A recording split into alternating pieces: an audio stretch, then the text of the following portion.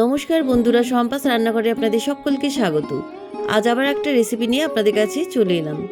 আজকে আমি আপনাদেরকে মেলাতে যে আমরা ভাপা পিঠে কিনে খাই, অনেকেই ধুকি পিঠেও বলে থাকেন, সেই পিঠে খুব সহজে বাড়িতে কিভাবে বানাবেন রেসিপিটা আপনাদেরকে শেয়ার করলাম। তাই ভিডিওটা স্কিপ না করে পুরো রেসিপিটা দেখার অনুরোধ রইল। রেসিপিটা ভালো লাগলে আমাকে কমেন্ট বক্সে কমেন্ট করে জানাবেন, ভালো লাগলে লাইক বাটনটাও প্রেস করে দেবেন, আর আপনাদের বন্ধুদের মধ্যে আমার ভিডিওটাকে শেয়ার করে দেবেন। আর আমার নতুন বন্ধুদের কাছে অনুরোধ, আমার চ্যানেলটাকে সাবস্ক্রাইব করে পাশে থাকবেন। আর আমার চ্যানেলে নতুন নতুন রেসিপি দেখার জন্য পাশে থাকা ছোট্ট বেল আইকনটাও প্রেস করে দেবেন। চলুন আর কথা না বাড়ি, কীভাবে মেলার ভাপা পিঠে বা ধুকি পিঠে খুব সহজে বাড়িতে কিভাবে বানাবেন রেসিপিটা দেখে নেওয়া যাক। প্রথমেই আমি একটা নারকেল নিয়েছি। এবার নারকেলটাকে ফাটিয়ে জল বার করে আমি নারকেলটা কুড়ে নিচ্ছি।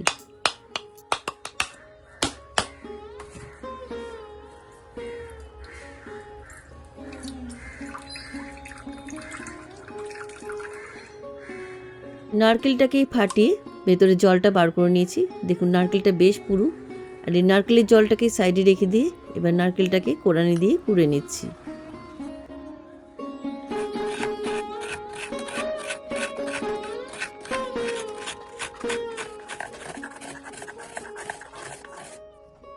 নারকেলটা আমার কোড়ানো হয়ে গেছে।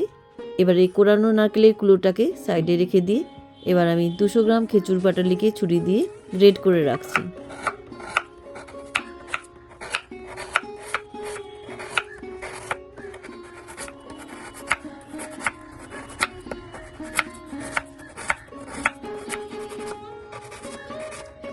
ছুরি দিয়ে খেজুর পাটালিটাকে ভালো করে গ্রেট করে নিয়েছি। এবার একটা বাটির মধ্যে তুলে রাখছি।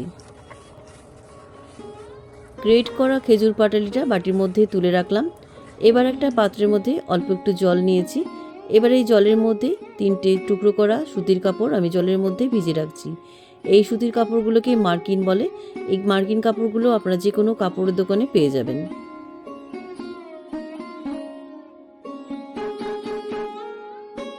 সুতির কাপড়গুলো জলের মধ্যে ভিজিয়ে রাখলাম। এবার আমি একটা পাত্র নিলাম।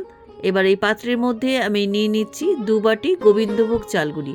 আমি এখানে গোবিন্দভোগ চালগুড়ি নিয়েছি, আপনারা সেদ্ধ চালগুড়ি দিয়েও পিঠেগুলো বানাতে পারেন। এবার এই চালগুড়ির মধ্যে অল্প অল্প দুধ মেশাচ্ছি।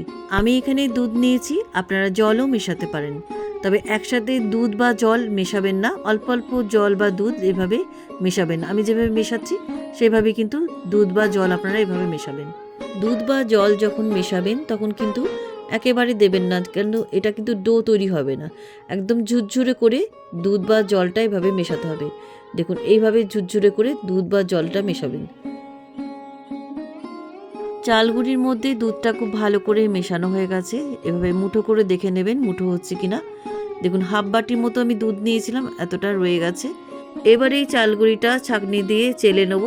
একটা থালা নিলাম, থালার উপরে একটা ছাঁকনি রাখলাম। এবারে ছাঁকনির উপরেই আমি চালগুড়িগুলো চেলে নিচ্ছি।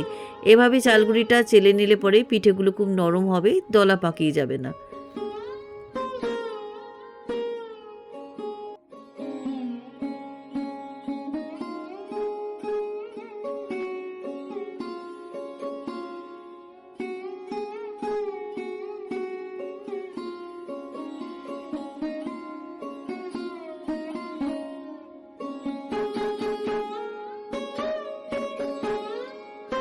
ছাঁকনি দিয়ে চালগুড়িটা খুব ভালো করে চেলে নিয়েছি। দেখুন একদম সুন্দর করে চেলে নিয়েছি।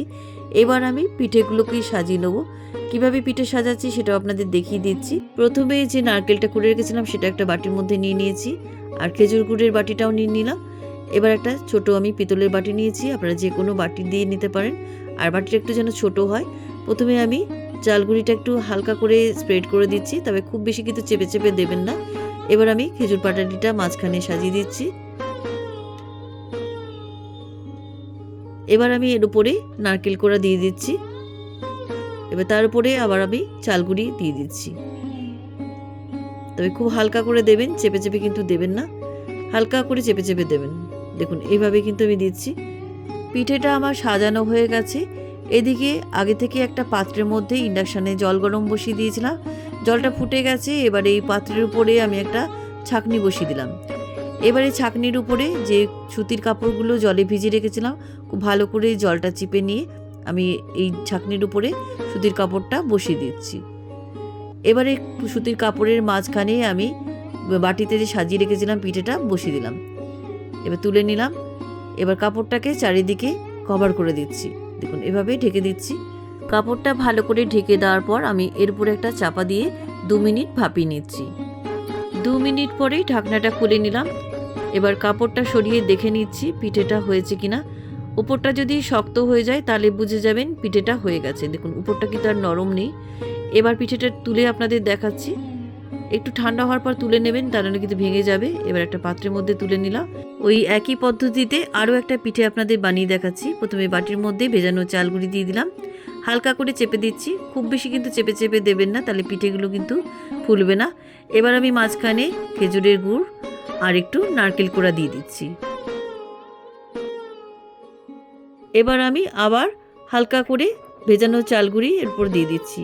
তবে খুব বেশি চেপে চেপে দেবেন না, আবারও বলছি হালকা করে চেপে দেবেন।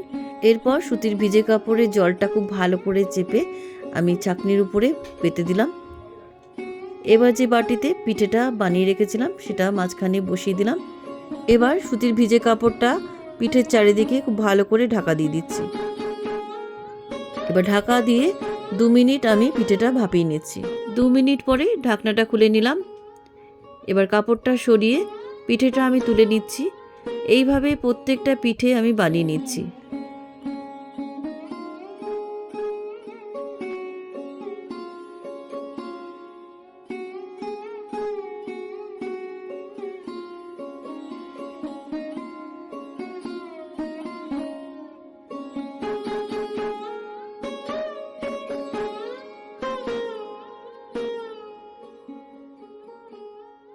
সবকটা পিঠে আমার ভাপানো হয়ে গেছে। এবার একটা মাটির পাত্রের মধ্যে কয়েকটা ভাপা পিঠে আমি নলেন গুড়ের সাথে সার্ভ করলাম। একটা পিঠে আমি ভেঙে দেখাচ্ছি পিঠেগুলো কতটা নরম হয়েছে। দেখুন, দেখেই বুঝতে পারছেন পিঠেগুলো কতটা নরম হয়েছে। নলেন গুড়ের সাথে এই পিঠেগুলো কিন্তু অসাধারণ লাগে খেতে। কেমন লাগলো আজকের মেলার ভাপা পিঠের রেসিপি? বাড়িতেই এভাবে ভাপা পিঠে বানিয়ে নলেন গুড়ের সাথে খেয়ে দেখুন, খেতে কিন্তু দারুণ সুস্বাদু হয়। রেসিপিটা কেমন লাগলো আমাকে কমেন্ট করে জানাতে ভুলবেন না। ভালো লাগলে লাইক বাটনটাও প্রেস করে দেবেন, আর আপনাদের বন্ধুদের মধ্যে আমার ভিডিওটাকে শেয়ার করে দেবেন। আর আমার নতুন বন্ধুদের কাছে অনুরোধ, আমার চ্যানেলটাকে সাবস্ক্রাইব করে পাশে থাকবেন। আর আমার চ্যানেলে নতুন নতুন রেসিপি দেখার জন্য পাশে থাকা ছোট্ট বেল আইকনটাও প্রেস করে দেবেন।